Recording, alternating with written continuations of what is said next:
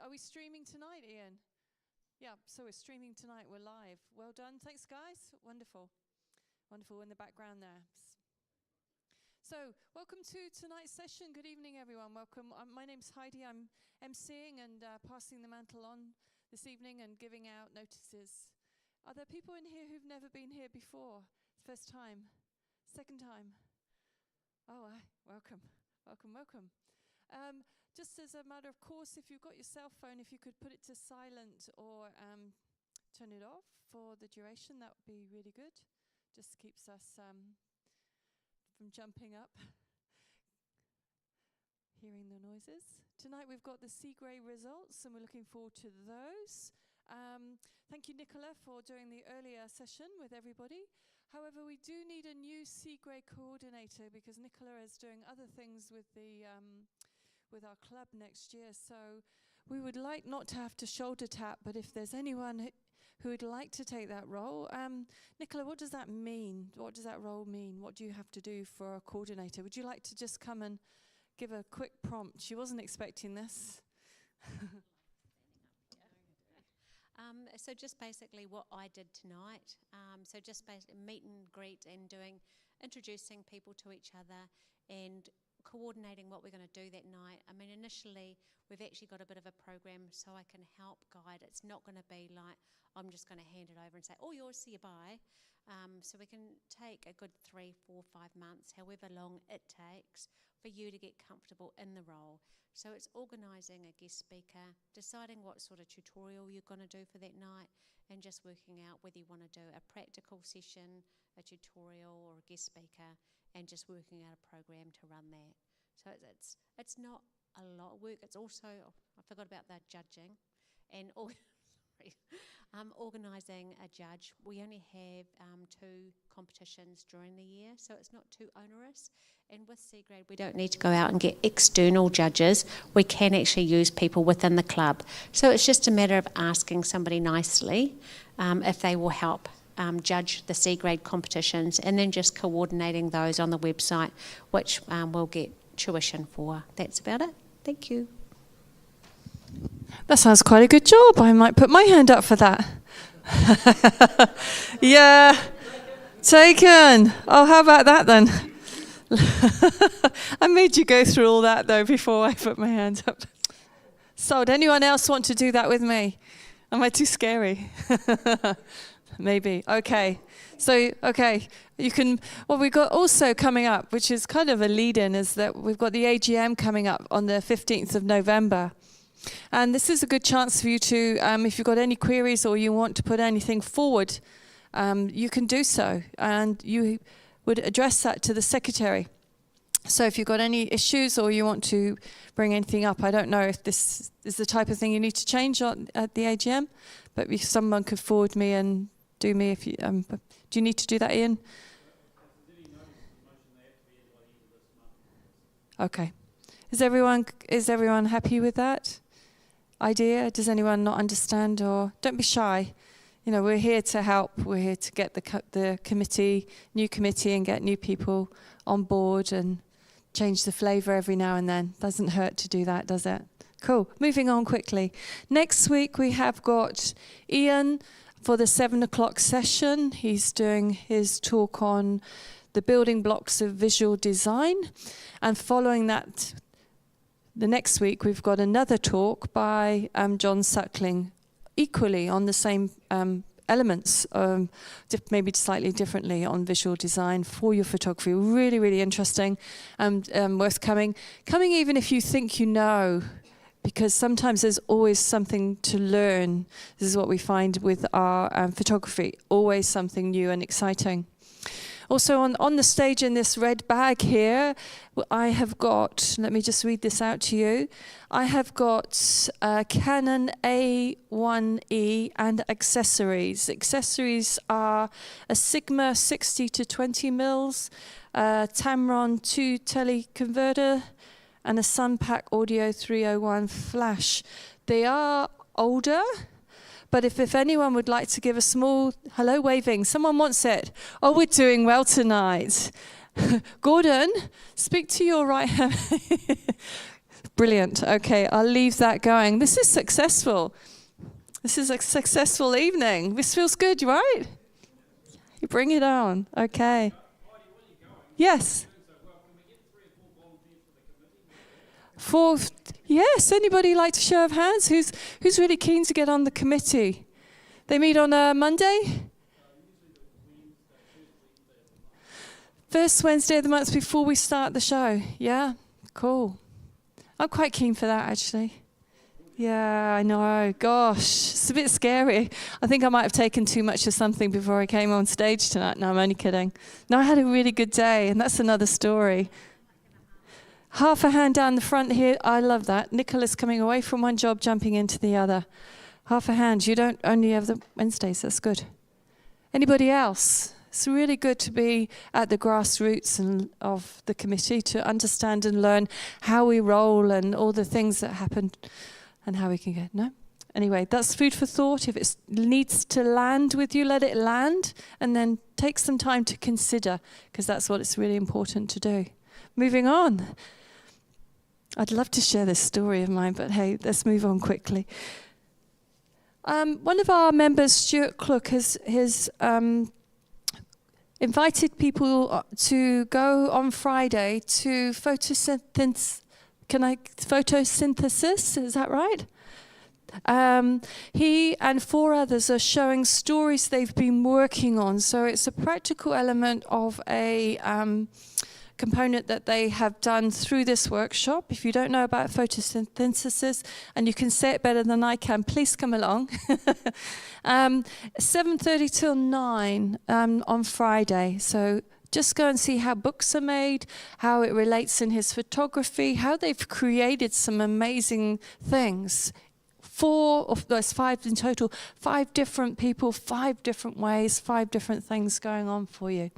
So it's a really nice way, again, to utilize your photography, be creative, and in what format. So it gives you a different kind of format to work with. So it's really cool. Lovely. Please return your trophies. Beautiful and shiny. All the ones you've got in your cupboard that belong to the Christchurch Photographic Society, not the ones you had when you were 10 years old and you won the gymkhanas or things at school. So we need those back for our end of year program, our end of year big showdown, yeah? Also, if you have photographs in print that have received acceptance or above, we need those too. We need you to also complete the back of them. So you've got your title, the actual competition, PR2, print 2, print 1, and so on, your number to keep it anonymous, and the year. I noticed I had the year scribbled on the back of mine, and the title, so I think I said title. So those are needed so they can go off to be judged. And also, if you want them to go into a particular genre, so if you wanted them to go into landscape, you'd put LS on there. So if you felt they deserved more than just your straightforward generalization, and you wanted to put them somewhere where they would have maybe a portrait or a photojournalist, PJ or P for portrait. So that's why there are pictures down here, and you may have thought you've forgotten to a competition. No, these will be going into the end of year selection. Okay. I'm going to hand over now, because I think I've done enough talking, to Nicola, who's the C grade coordinator, and she's going to introduce our judge for the C grade tonight. Unless there are any other matters out there that Anybody else would like to bring up that was going to be helpful? No? Okay. Thank you, Nicola.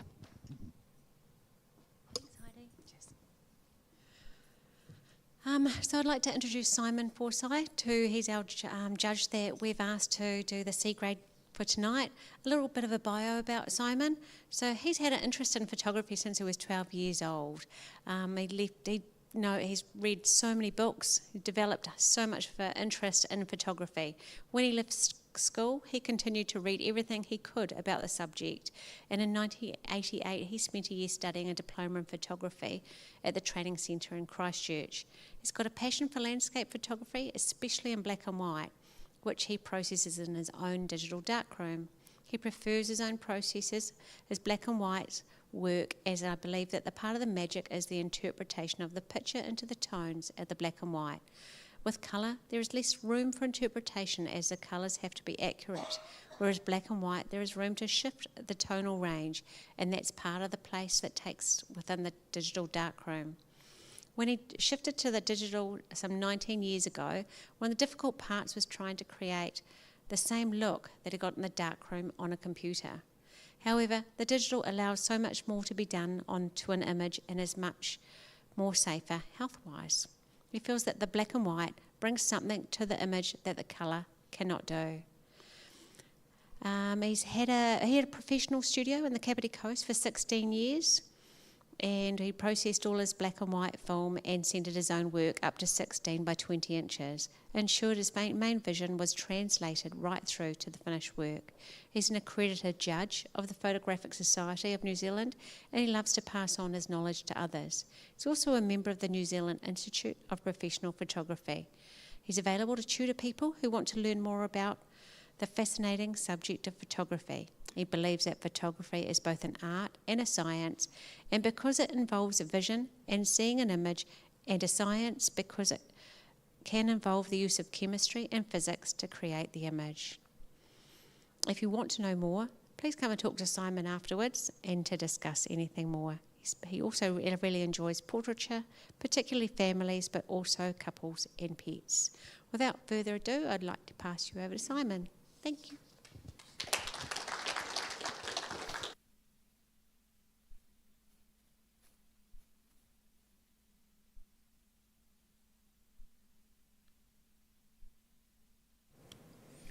Can you hear me? Yep. Okay.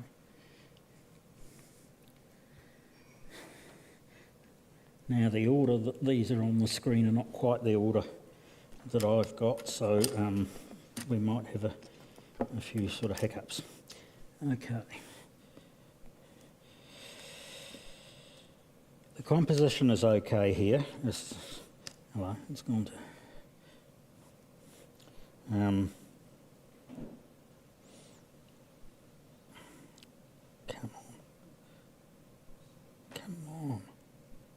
I've just lost my comments.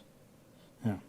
The composition is okay here, but where this is let down is that the image isn't sharp. It looks sharp on the screen, but if you go and have a look at the print, it's not sharp. There's no real focus point in the image because it's not sharp, and that's a pity because it detracts from the image.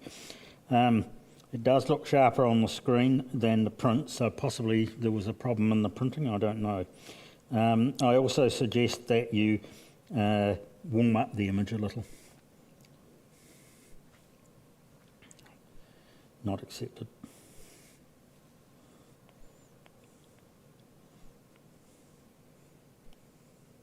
Come on.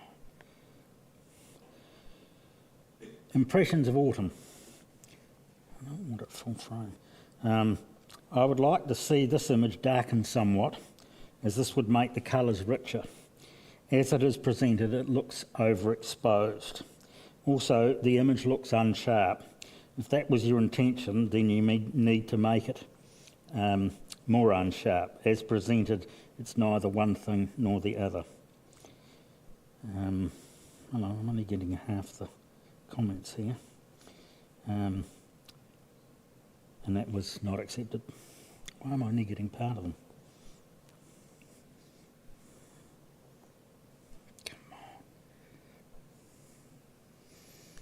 I'm losing my connection.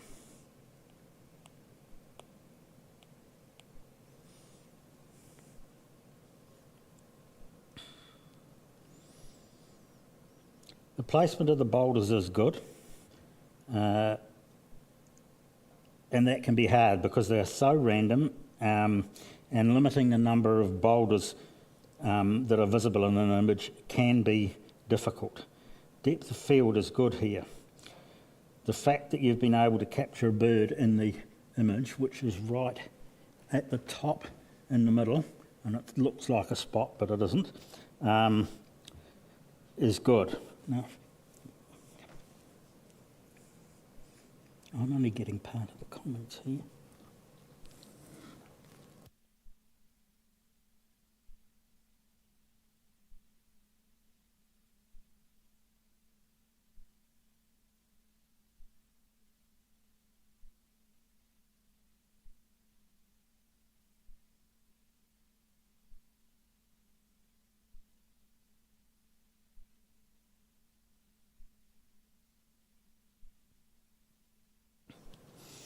I'm only getting half the comments that I've written on this thing, so we might have an issue. Okay, I gave that a 1.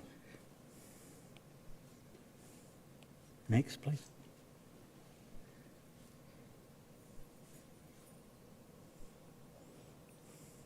Next image.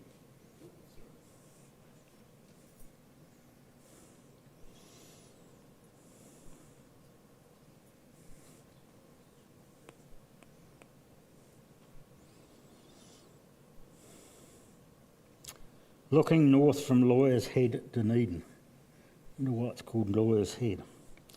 This is a nicely composed image with the waves leading the viewer into the image past the first outcrop at the left to the one...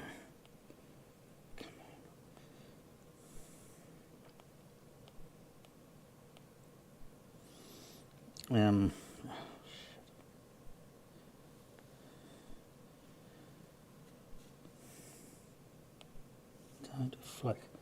This is a nicely composed image with the waves leading into the image past the first outcrop to the one in the background.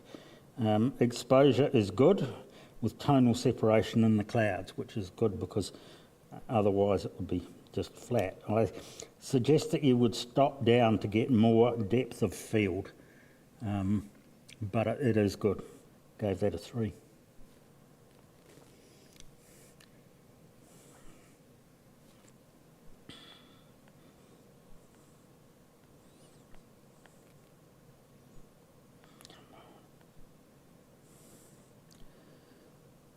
Wax eye checking the area. Composition is good. The angle of the branch works well, going from the bottom right to the top left. The wax eye is nice and sharp and big in the frame. With wildlife photos, sharp images are important. The focus here should be on the bird's eye, which it is here, and obviously with long lenses you get very limited depth of field.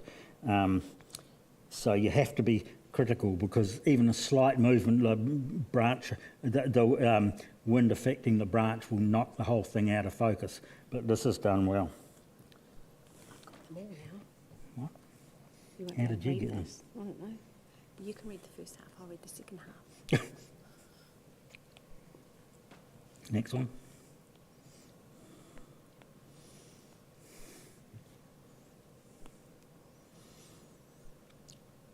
Sunflower bud. This image has a soft look to it. I'm not sure if this is what you intended or not, but there is limited depth of field which keeps the yellow area as the centre of attention. That's good because the background's out of focus. On the print there is noise on the bright areas which tends to be a bit distracting. Can you see it? Can't get the rest of that one. No. Do we have the comments on the computer? Let me try next one. Go to the next one, I'll see if I can find the next one. Oh, perfect. Oh, good. So, okay. So on the print there's noise in the bright areas which tends to be a bit distracting. It doesn't look bad on the projected image here. If you could remove this, it would be a bit, in processing it would help.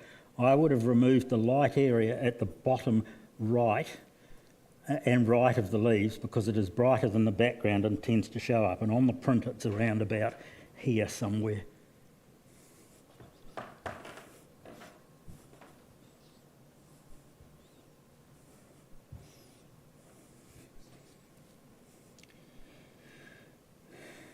Okay. Colour and contrast. This is well exposed, well composed. I like the minimalism here. The placement of the hydrant near the middle works well. Also, the contrasting colours work well. I do suggest that you could tone down the white background slightly because it does tend to command the viewer's attention being bright. Also, the grey part at the top left is distracting and it is easy to remove in processing, and I'm talking about this bit up there. I should have a pointer. I suggest you do some sharpening as well, especially to the hydrant to make it stand out more. Being red, it naturally stands out, especially from the blue, but if it was sharpened and some texture added to it, it would look even better. You could also look at seeing if you could crop this to a vertical and whether that would work as well. 3.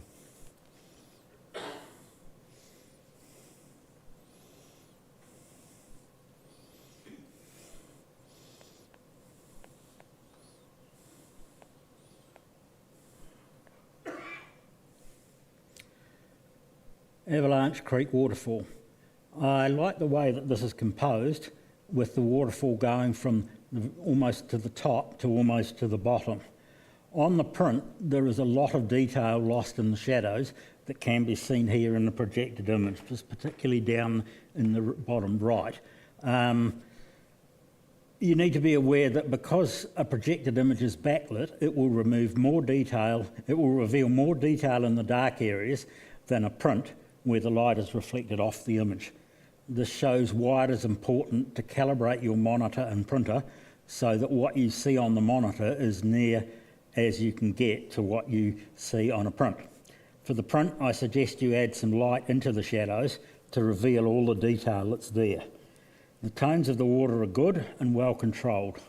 I also suggest that you look at the white balance as it looks a little cold and there's a slight blue tone to the water.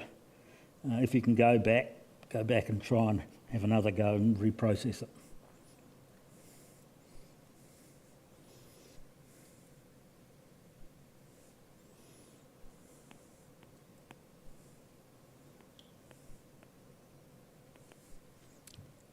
Pretty and pink. The composition and placement of the flower in the image works very well. There are a couple of things that I suggest you can do to improve it. First, I would increase the brightness of the image. The highlights on the flower are too dark. By brightening the image, the water drops will also stand out. The dark background works well, but the flower could be brighter. And I also suggest that you slightly brighten the leaves as well. Look at the green area at the bottom here. That's distracting. Removing it when processing it is not difficult, and it will definitely improve things. Depth of field is excellent. 3. Next.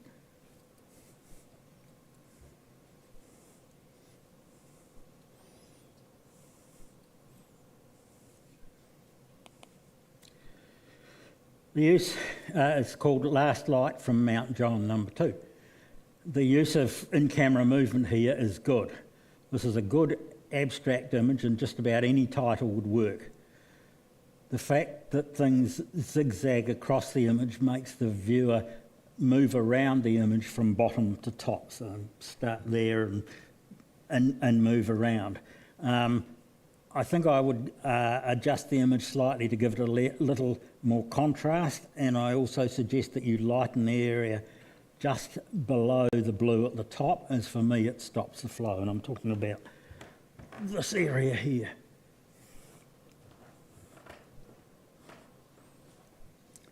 Highly commended.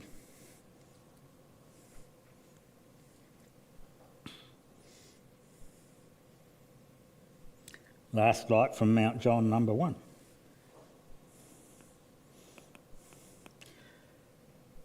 This is a lovely lit image and it's well composed.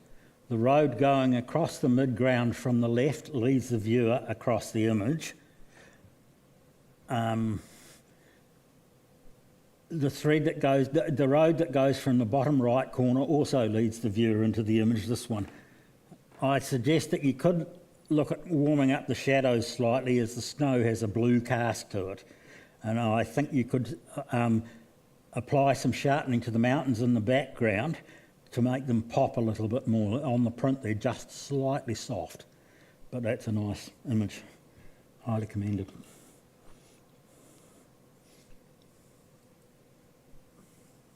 Very nice. Cool. It's a start.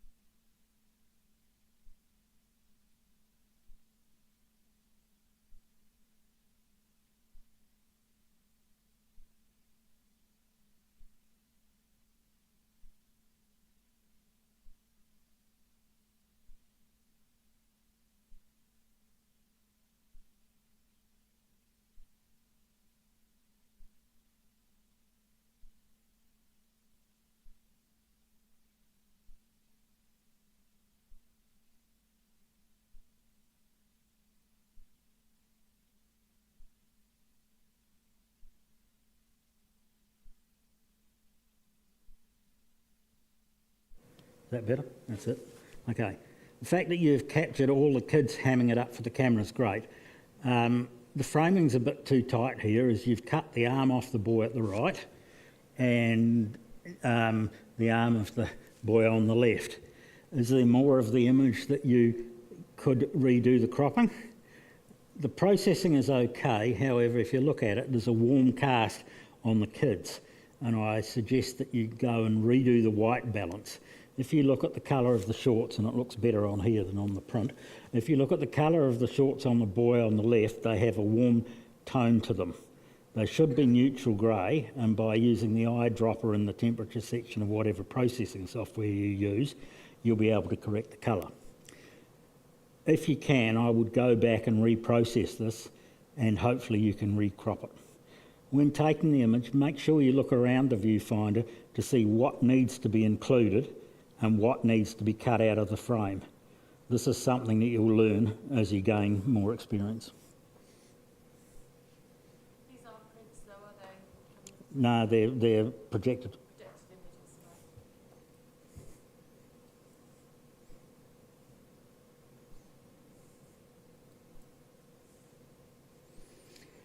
This image creates a feeling of cold and isolation.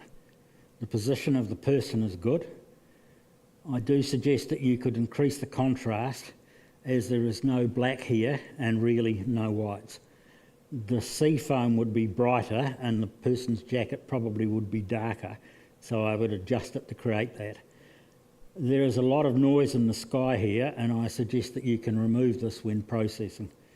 Also, there is something near the middle of the image, and it was, where is it? There, that looks odd. I'm not sure what it is, but it can easily be removed. Next time I suggest you could stop down more to get more depth of field, as the foam in the foreground, or ice or whatever it is in the foreground, looks soft, and because of that it's distracting.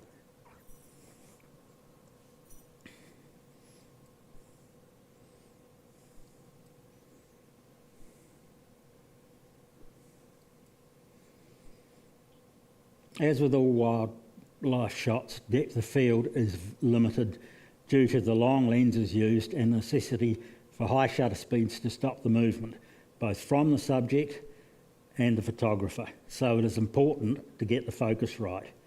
To me, the focus point is on the branch at the right of the bird, and it's somewhere in here. The bird's eye is slightly out of focus when that should be the point of focus, and the body and the tail are more out of focus. It's quite possible that the branch was moving, and it doesn't take much for a branch to move the weight of the bird or just a slight breeze, and that can cause the bird to be out of focus. That's why it's best to focus on the bird. It's best to use continuous AF when shooting wildlife, and a setting to keep the focus point on the eye. I like the fact that the background's well out of focus, ensuring that the fantail stands out well from it. Wildlife is something that needs plenty of practice, not that any other genre doesn't, to perfect, and I suggest that you also study the camera user manual or get a book about your camera, as most user manuals aren't very well written.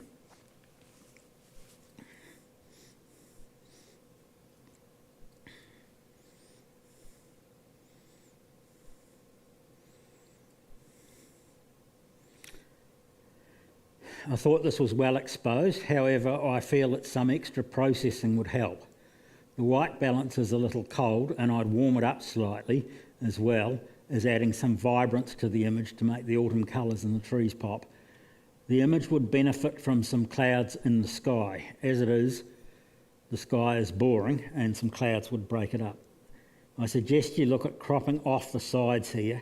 I would concentrate on the area between the trees that have no leaves on the left, so in here, and the gap between the trees at the very right in the next grouping. The fact that the trees at the left are cut off doesn't help. For me, there isn't anything here to make me stop and want to know more.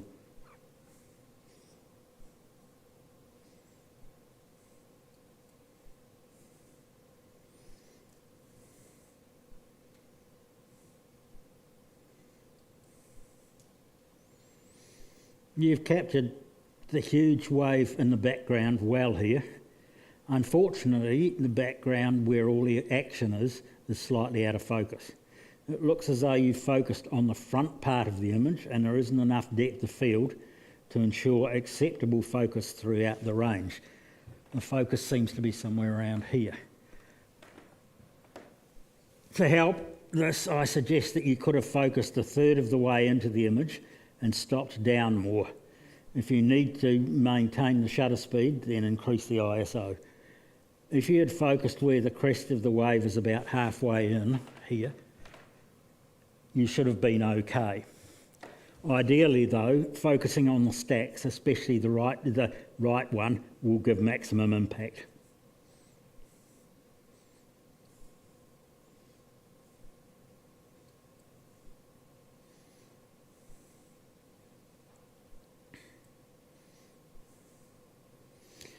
Exposure is good here, with detail in the shadows on the skirt. I suggest brightening the highlights a bit, as on the wave crest it would add a little bit of pop. Depth of field is good with sharpness from front to back. I do suggest that you look at the cropping here though. The subject is placed in the middle of the image and the space on the left doesn't really add anything to it.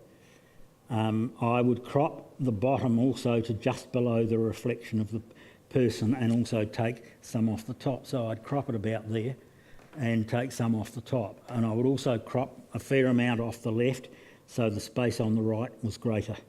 For balance reasons, the space a moving subject is going into should be greater than the space they've come from. Here, the space on the left is greater and it looks unbalanced. I suggest that you could go back and play with the cropping, and if you aren't sure, ask somebody to help. Yeah, can we move down? If you could have got lower to separate the woman from the sand, she would stand out more. Apart from the jacket colour, the head especially is a similar tone to the sand behind her, which means that her head and the driftwood blends into the sand.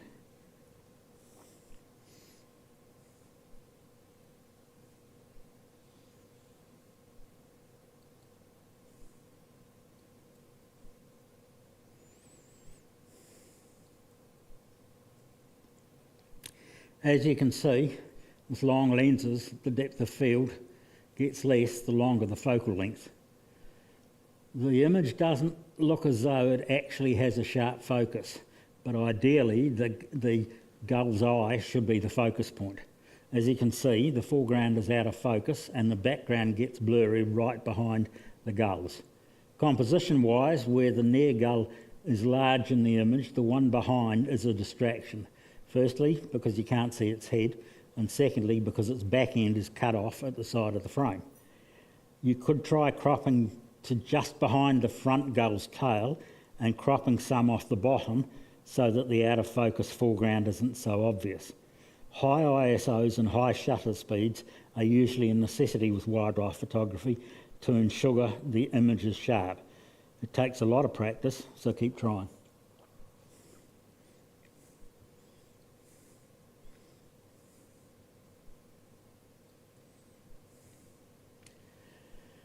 The light works well here.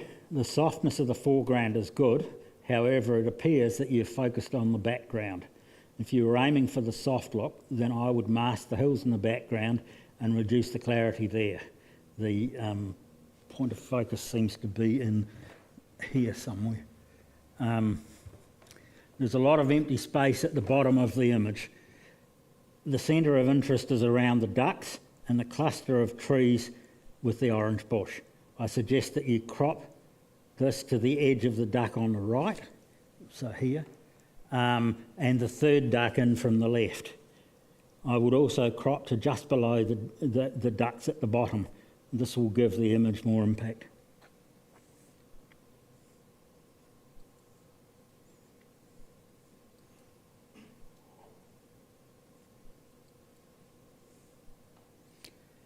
This is a nice holiday snap. There really isn't anything to draw the viewer's attention, but it is well exposed.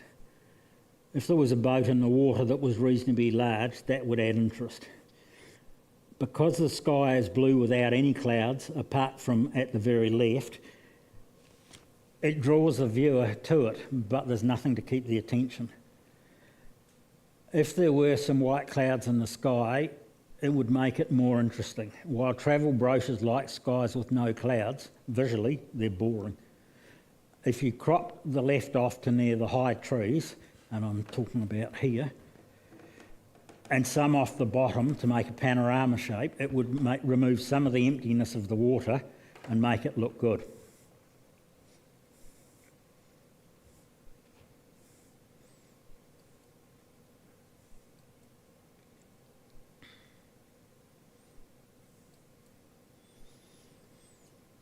The framing is good here with the subject filling the frame, but it looks like the camera meter has been totally fooled by the highlights on the subject, as it has resulted in the shadows being very underexposed.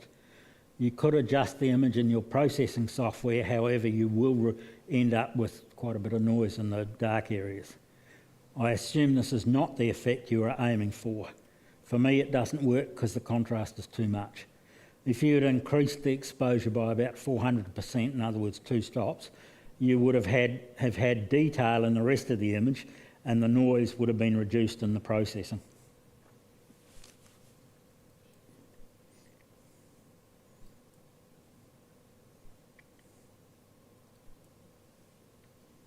Subject is nice and large in the frame here, but next time I would take a shot, then see if there's anything you can improve.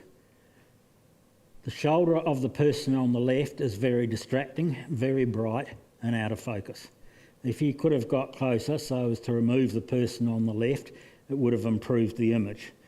The other option would have been to frame tighter to just below the violinist's elbow. Either way, I would crop the top part off the image, as everything above the Littleton sign doesn't add anything. I would also add some contrast to this image as it looks flat. This will make the speaker at the right look better, as I guess it's meant to be black. Better separation between the man's head and the background would also help.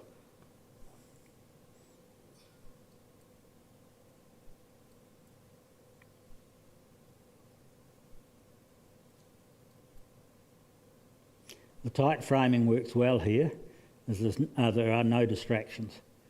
There are some things you could do to improve the image though. Make sure when you look through the viewfinder that you look for anything that can be improved. I suggest that the near collar could be turned down. As it is here, it hides the lady's neck. This has the effect of not giving anything for the head to be balanced on. Also, the fact that the near side is up and the far side is turned down makes things look odd. I suggest that you darken the skin slightly and warm the white balance so that she doesn't look so pale. Depth of field is good, with the background being well out of focus. I would have tried to get the subject to angle her head slightly to the left or angle the camera to achieve a similar effect. Straight up and down in a portrait doesn't really work.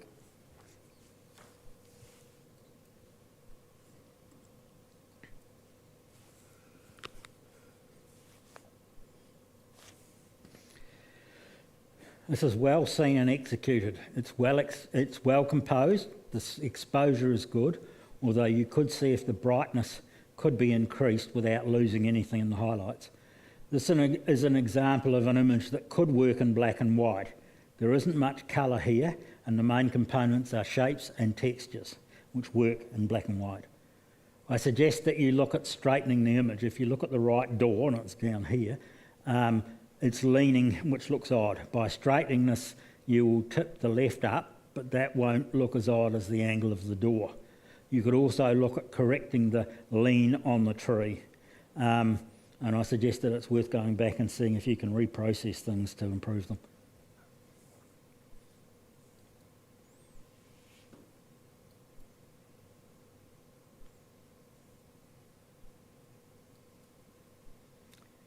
I like the fact that you've cropped the image long and thin in sympathy to the fern. The bright area near the bottom of the fern is distracting, and that's this line here. And it draws the eye away from the subject. You could tone it down in processing by reducing the highlights. I suggest that you could crop the bottom slightly to make a slightly tighter image. I suggest that you increase the exposure on the fern to separate it from the background more. Have a look at whether removing the tree at the right would improve this. I think it would, as the subject's the fern, and as framed, it doesn't appear to be connected to the tree. Depth of field is good, with the background well out of focus.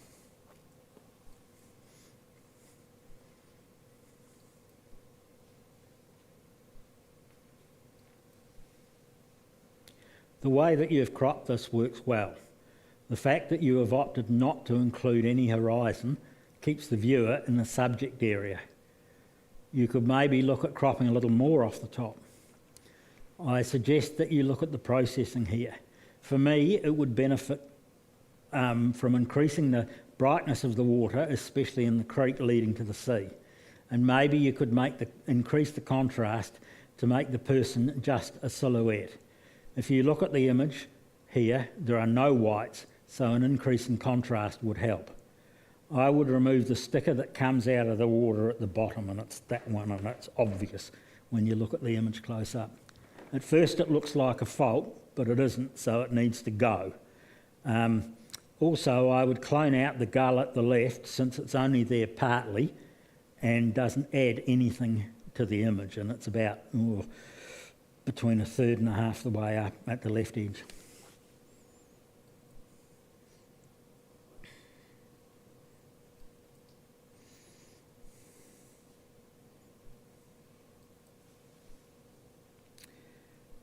There's been some thought gone into creating this image. The blending of the sky, the eye and the rails is well done. I suggest that you could use more depth of field, as the bottom of the image is starting to blur here, and the area of sharp focus is very small. It's only about from sort of up to about there to there. For the image to work better, I suggest that you stop down more so that the rails are in focus right up to where the eye joins them. The idea is great, and if you can, I'd go back and reshoot the railway line. Also make sure the rails are level and that you shoot from the middle of them so that you have them even in the image. exposure and blending are good. Do we have any more down there?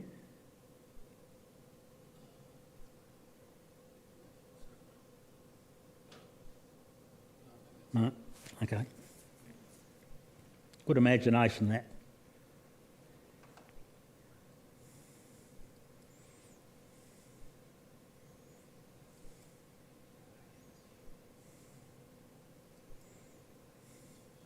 This is well seen. The low angle of view means the cobbled road leads the viewer into the image. It looks to me that the image is leaning towards the right a little, and I would correct it. A little increase in exposure would help this pop more, and also warming the white balance will help. If you look at the tone of the road, it's got a blue tinge to it. I suggest you could correct the fact that the buildings on the left are leaning into the picture. Straightening the horizon will help, but it may need more than that. This is assuming the buildings don't actually lean in, because I know some of these old places, they do.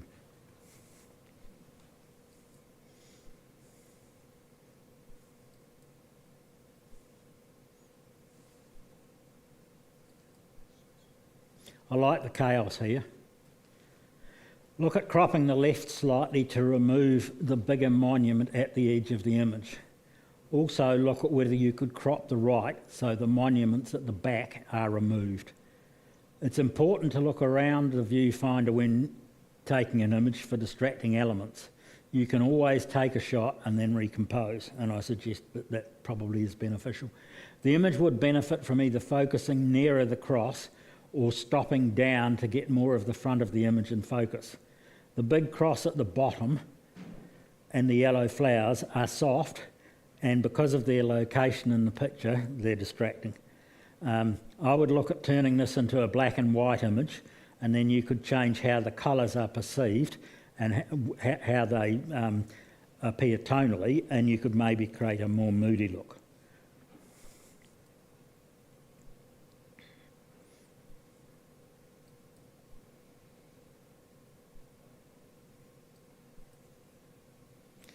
I like the simplicity of this image. The fact that you have converted this to black and white shows that you have given some thought to the image presentation. The composition is good, with the slight diagonal direction of the fences leading the viewer down from the left to the lower right, so it goes that way. The blurriness of the top of the tree does draw my eye away from the subject though. I would look at reprocessing this so that the water is much brighter.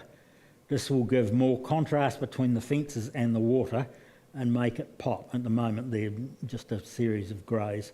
The thing to do would be to raise the white slider so the water is white, and lower the black slider so the fence poles are black, and then raise the contrast. It will be more minimalist this way. The location of the tree acts as something that stops the flow of the viewer from left to right, since it is thin and goes up from below the centre. If you had the skills, you could remove it. Nowadays, with the new features in Photoshop and Lightroom, it can be done quite easily.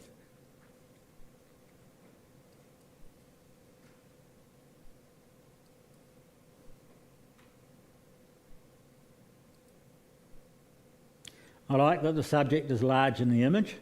There's good use of depth of field here as the subject is sharp, but the background is well blurred. I would crop the left a little to remove some of the tree trunk and the bright trunk behind it. Because the background is brighter than the subject, the viewer's eye tends to be drawn to it and the subject loses attention. Ideally, a bit of fill flash would brighten the subject to balance this. You could improve this by masking the subject and brightening her, then inverting the mask and lowering the brightness of the background.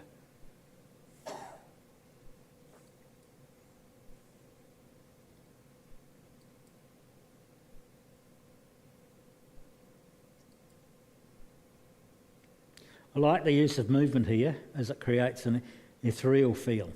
I think the centre is a bit bright and it draws the viewer away from the rest of the image. I suggest adding some contrast and vibrance to the image, as well as toning down the highlight in the centre. This will give the image more impact. By adding contrast, the separation of the edges of the leaves will be a little bit more defined.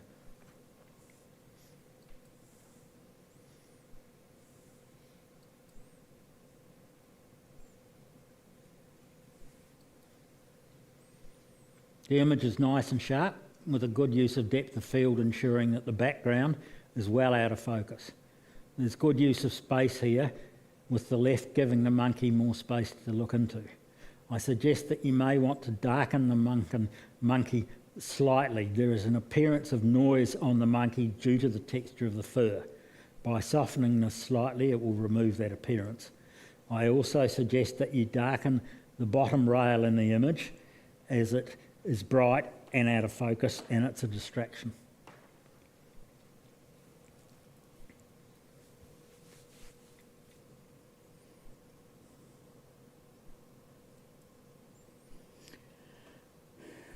I had to see the title to realise there was a person looking out the window.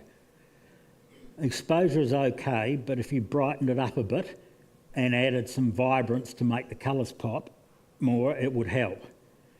The building really needs to be straightened as it has a lean. I would crop the yellow building out, as it is brighter in tone than the main one and draws attention away from it.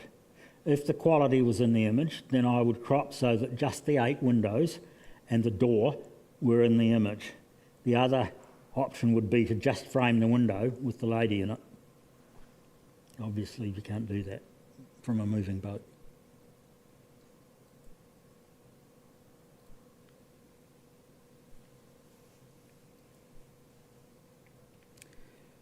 I suggest that you look at whether converting this to black and white would improve it. Apart from the sky, there's not actually any colour in the image, and the image really relies on the textures and shapes of the architecture. And on the textures and the shapes of the architecture are really the things that make the image. I would increase the exposure, as the image is a little too dark, and I suspect that the meter has been fooled by the brightness of the image in the window. The way you've cropped this using a long, thin rectangle helps enhance the shape of the window. The only problem is that the window looks to be leaning back ever so slightly.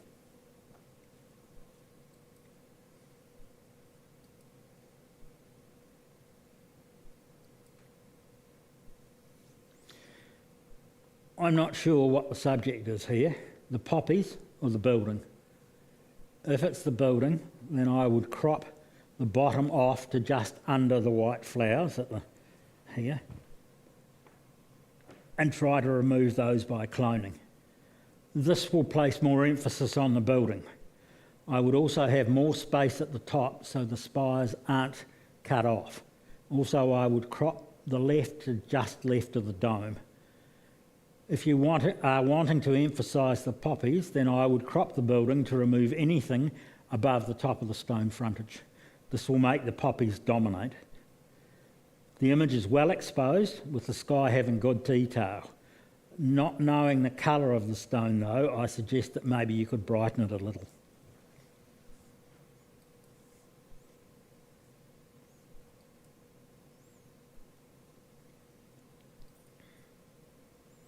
It's a cute picture of a seal pup. First, I would crop tighter here. Crop it so it is tighter at the left to get rid of some of the out of focus area at the bottom. And finally, I would crop some off the top. I would brighten the image slightly and add some light into the shadows to the black areas so the black areas don't stand out so much. Because they are a similar colour as the rock surroundings, getting good separation can be difficult, but you've achieved it here. If you could have stopped down another stop to get more of the foreground sharp, this would have helped. It appears that you have focused on the rock in front of the pup there. Due to the shallow depth of field, this has meant that the face is soft, which is a pity. Try to focus on the eyes, as this will help make the image better. And if you were to sharpen this, it would look better.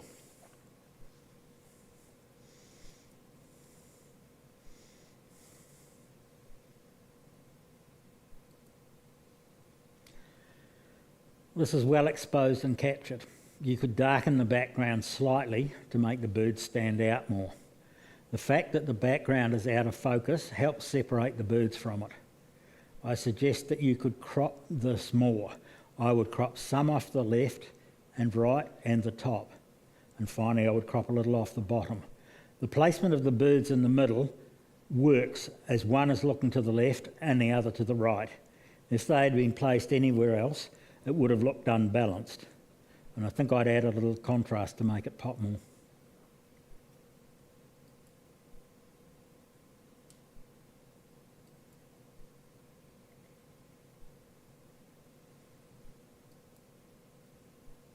Generally, this is well framed, although there are some ways that it can be improved. First, I would remove the two tiny rocks at the left, as they are distracting at the edge. I would also crop the right just left of the big rock at the right, and I'm talking about that one there. I think you could also look at cropping some of the bottom. I suggest that the white balance needs to be adjusted, as the whole image has a yellow cast to it. And while this may be caused by late afternoon light, it is overpowering. I would also add a little light into the shadows to maybe reduce the contrast a little. And I suggest, if you can, to go back and experiment.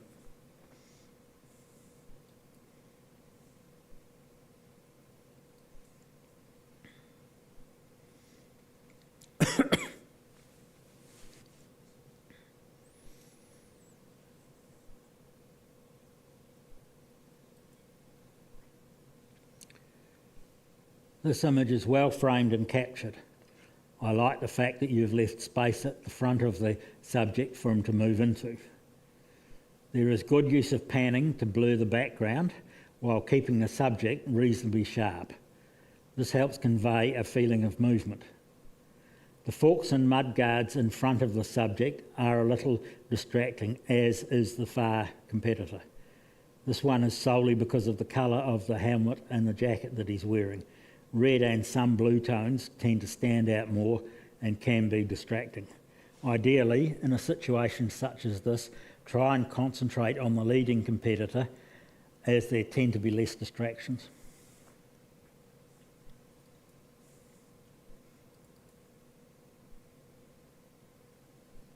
Okarito Dawn. This is a great shot of a well photographed location. The exposure is well done, the light is great. I suggest that you could crop a little off the left and the bottom. This will lower the horizon away from the halfway point. Cropping the left will make the subject more dominant while not detracting from the overall image. You could also look at toning down the highlights a bit in the clouds and the clouds reflection. As it is, these areas tend to draw the viewer away from the subject. It's a nice image though.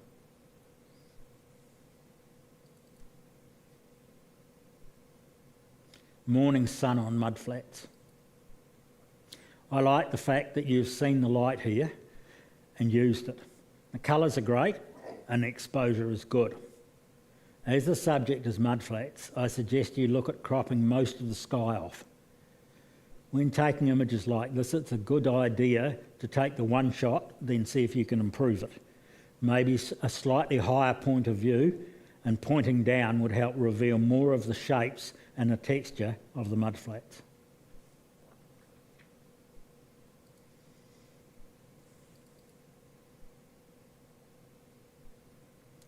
Across from Sailor's Cutting. This is well composed and processed. The light is good and it reveals the shape of the hills. Black and white works well in this image as it removes any colours that might be distracting.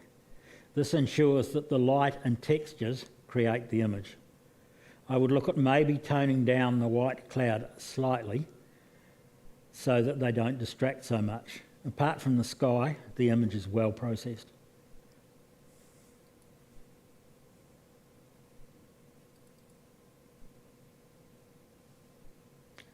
Water versus rock. I like the way that water leads the viewer from the top left around the right to the bottom and finally into the hole in the centre. A little more depth of field would help so the water at the bottom is sharper. I suggest brightening the highlights at the top atop a little so that there are some real highlights. You could also look at adding a little bit of light into the shadows on the rock. While the blue tone of the image works with the water, personally I feel that the tone of the rock needs to be warmed up so that it's more neutral. As far as focus goes, I would have focused lower down in the image. It appears that you have focused on the rock, however there isn't enough depth of field to get the foreground in focus around here. Maybe stopping down more would have helped, however you would have needed to have increased the ISO to maintain the shutter speed for the movement effect. You could also look at darkening the lower right corner slightly so that it doesn't draw the viewer away from the overall image down here.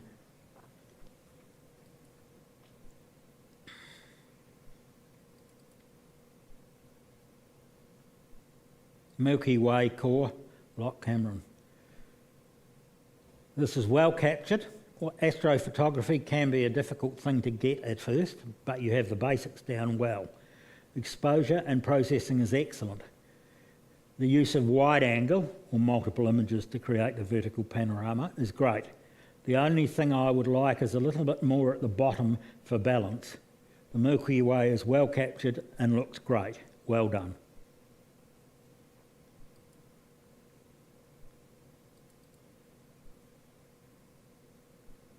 Barry Mackenzie. Use of black and white here works well.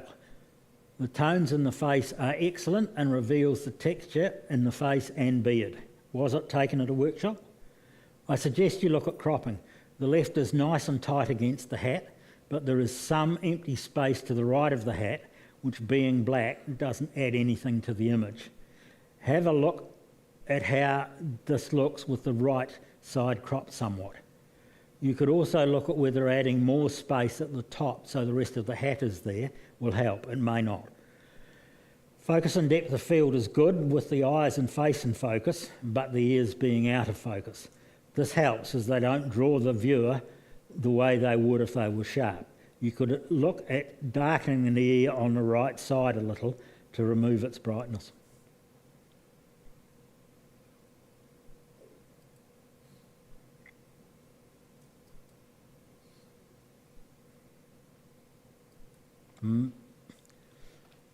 Mountain Stream, Arthur's Pass. It's a nice image and well captured. The use of a slow shutter speed works in showing the movement of the water but not blowing it out completely. You have good depth of field here, so everything is sharp from the top left corner to the bottom right. I would brighten the image a bit to make it pop more. Also I would warm it up as the water has a blue cast. Very nice.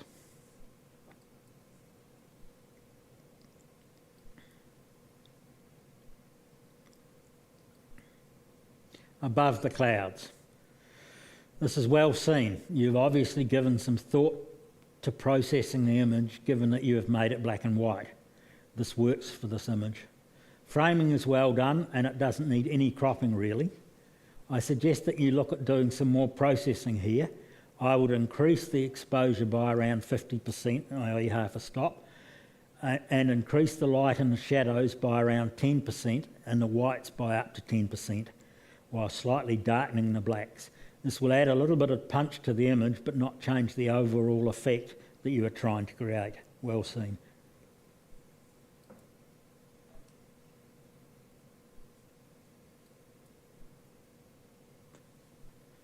How many levels? The way you've composed this is great. The angle you have used is different and works very well in enhancing the contrast between the dark and light areas. Converting it to black and white is also an excellent choice. The meter has been totally fooled by the contrast and the white areas here. I would darken the black so some part is maximum black, then increase the white slider so the bottoms of the verandas are white with just a hint of texture. This will mean that the image will have very few tones, but with the angle you shot, it will work well. Very good.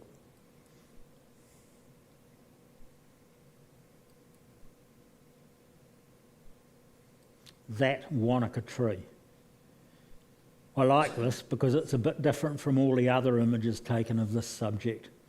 I like the way you have used the light and the fact that it kisses some of the stones. The cropping works well and the placement of the tree in the horizon is good. The sky is well exposed and not over-processed. And about the only thing I would do here is to slightly reduce the highlights to reduce the bright area in the sky. Also, make sure that the horizon is level. An excellent image.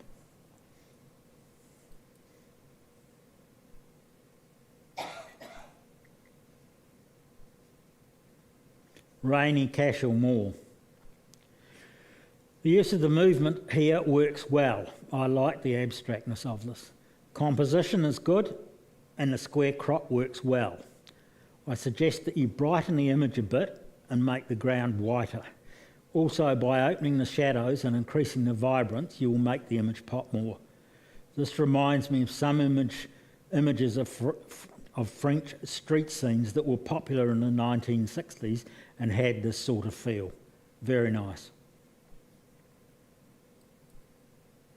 That's the last one. Thank you.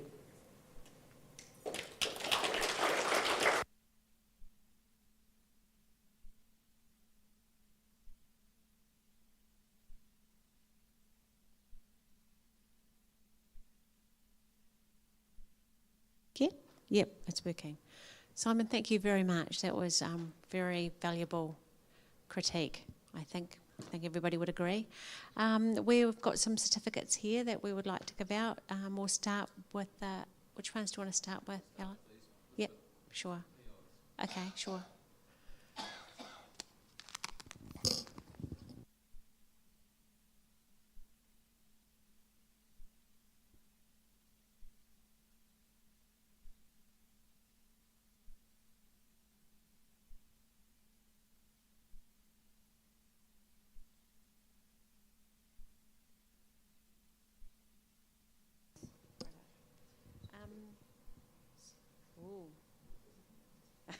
This is going to be fun.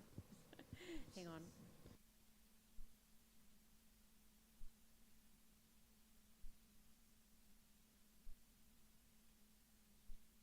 Okay, Rick Heder, dash of colour, Hada.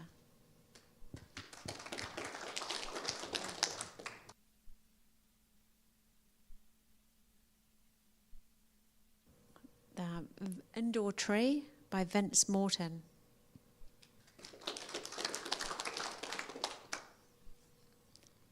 The Bronze Fern by Adrian Gentleman.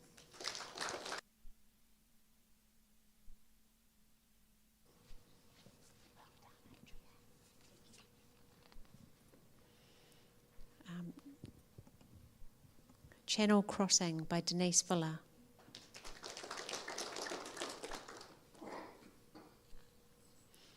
Into the Eye of the Storm by Tara Colesell.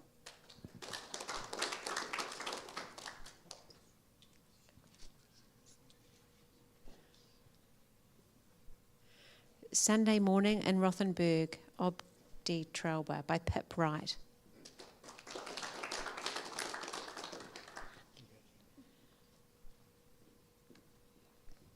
Neglected by Nerily Keating.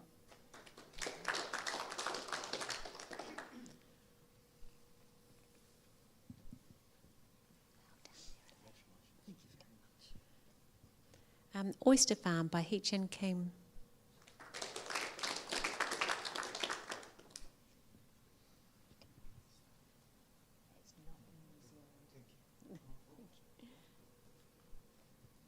Collar Pop by Dorian Liebert.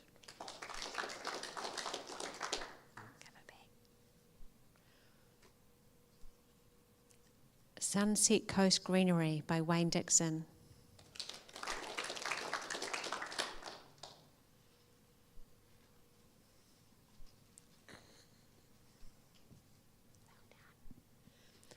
Life Without Parole by Dorian Liebert. Watching the World Go By, Pip Wright.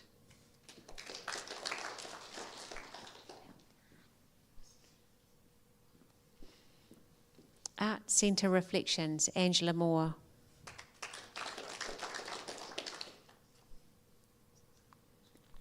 Parliament Flowers, Vince Morton. Seal pup camouflaged among the Raramai rocks and caves, Judy Kirk.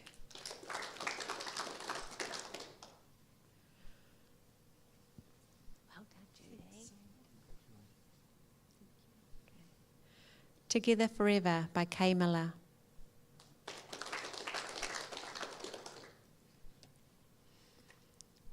River Goddess by Tara Colesell.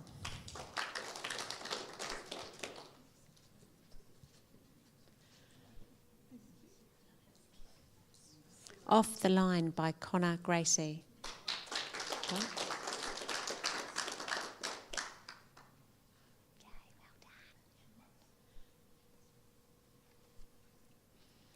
Ocarito Dawn by James Glucksman.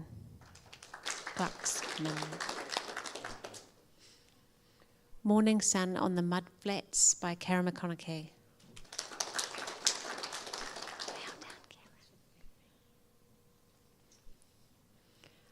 Across from Sailor's Cutting, John Ben.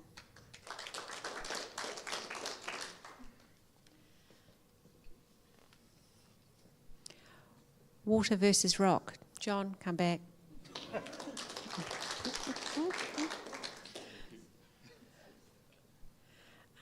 Milky Way Core Lock Cameron, Angela Moore.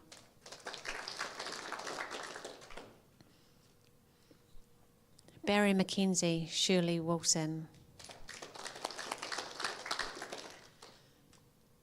Mountain Stream, Arthur's Pass, Shirley Wilson.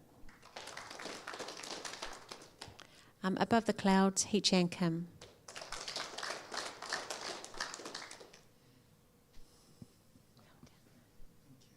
Good job. Okay. How Many Levels, Wayne Dixon.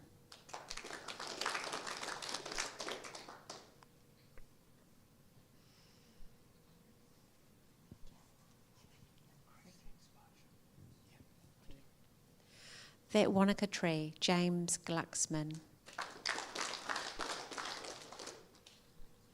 And Rainy Cashel Mall, Francesca Davies.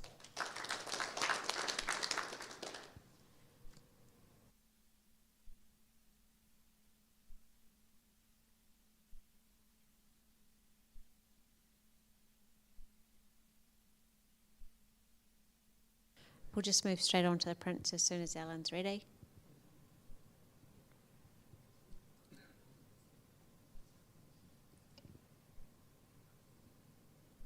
Looking North from Lawyer's Head, Dunedin, Kara McConaughey.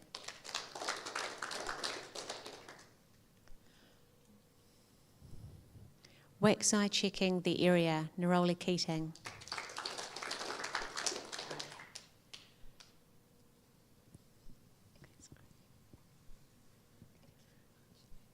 Sunflower Bud, Adrian Gentleman.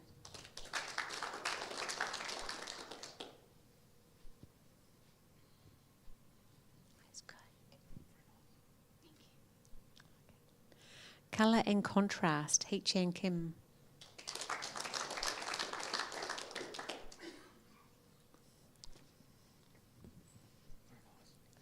Stay here. Avalanche Creek Waterfall, Hee Chan Kim. Oh, should have got them to stay back too. Pretty in Pink, Adrian Gentleman.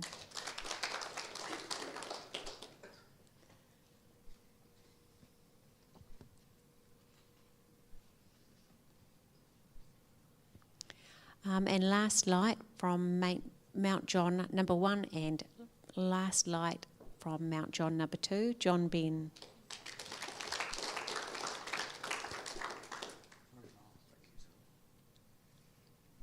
I'd like to just do a special shout out for everybody that did put their images in. Thank you so much for giving that a go. I hope you got some valuable feedback. And again, I'd like to thank Simon very much. And on behalf of the club, we've got a gift for him too. Thank you. Right.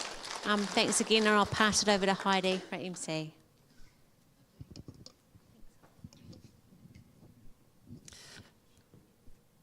What a lovely evening. We learned a lot how to crop. There's a lot of cropping that we missed out on this. Did you find that that's a big part of when you were talking tonight? There's a lot of, yes, a big thing, a big important thing. What else would you take from tonight that you found would be of great help to the C graders?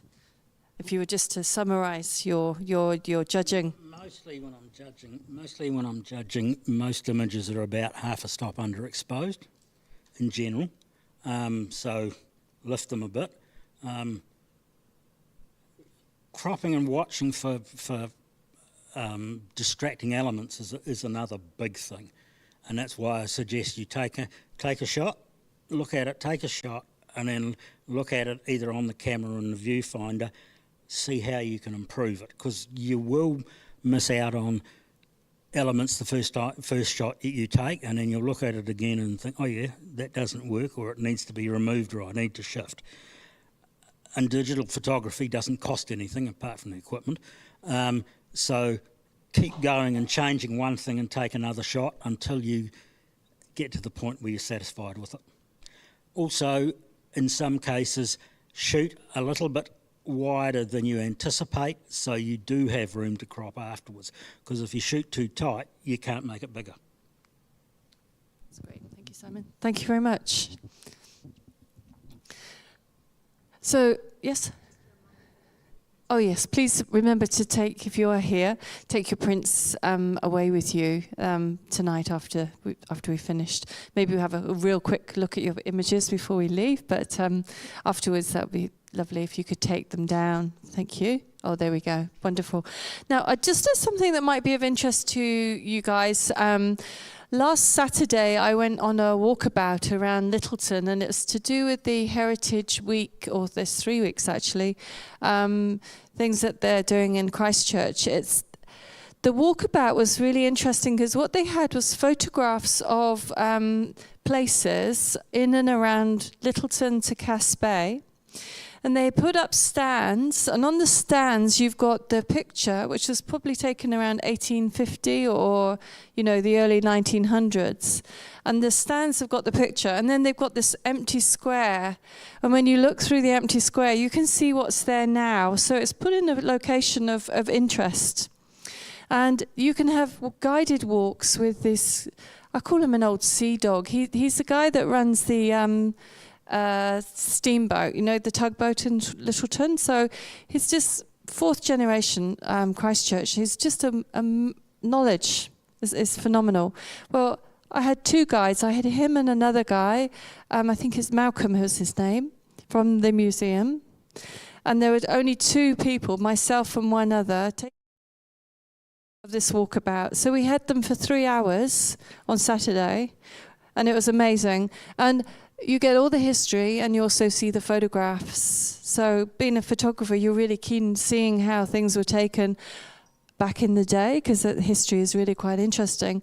And then you learn about Littleton, the fires, the boats that have been sunk, and all these little things. And if you start asking questions, you start to learn the history of the social history from the people that were here at that time, and, well, not that time, but his family as well. Yeah, because did you know that there was a guy called Tom Jones who owned the theatre in Littleton? This is one of the stories. The theatre in Littleton used to have those 2 big, do you remember those 2 big, what do they call them, stacks, if you like? That's how it was, down the High Street, London Street, Littleton. Yeah? And it was owned by Tom Jones. His mate was called Tom Jones. He used to go ride around on a scooter, right? Now, Tom Jones's theatre in the first earthquake was really badly damaged. So he used his insurance money to scaffold it all up. In the second earthquake, he had run out of money and he couldn't keep it, so it was demolished. So there's some pretty sad stories, but it's still social history and it's still really interesting. So if you want to go, it's 12 o'clock on a Saturday with the guide. If you want to go any other times, you can get the pamphlet and take yourself round, although you won't have the stanchions, so you'll just have to sort of guess. Anyway, that was good fun and it was worth doing. On that note, is there anything else going on that might be of interest to everybody that we could pass on? No? Okay, so it's just up to me to close for the evening. A big thank you to Alan for doing the projections, Wayne and Alistair as well, thank you. Set it all up. Sorry, yeah, Gordon and Wayne at the background doing all your lighting and sounding. Who opened up? I'm afraid I wasn't here. Thank you. Oh, Alistair as well for opening. So anybody else? Teas, coffees? John? Well done. So guys, drive home safely. And I've mentioned the prints, Diane, so they're here for you. Adrian, thank you, Adrian. Oh, Adrian, thank you for closing and doing all the work quietly in the background. That's really kind. So big hand to those guys. Without them, we wouldn't be running the show for you this evening. And to you at home, good nights. Have a nice sleep and drive safe. Thank you. Bye-bye.